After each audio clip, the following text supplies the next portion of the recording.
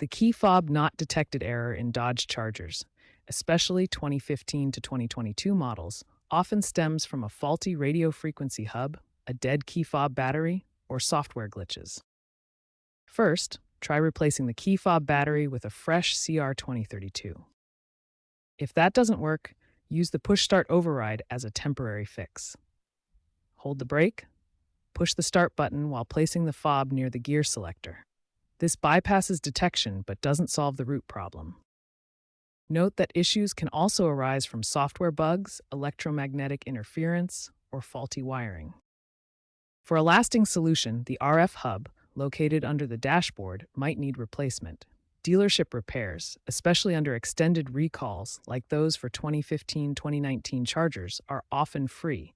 Otherwise, expect a $200 to $600 cost. Software updates for 2020 plus models may help, though success varies. Consider future trends. Newer chargers use Bluetooth for better key integration, and over-the-air updates may eventually fix fob issues. For now, ensure annual fob battery checks and consult a mechanic to diagnose RF hub issues. Bear in mind, issues could be design-related, and RF hubs are prone to moisture.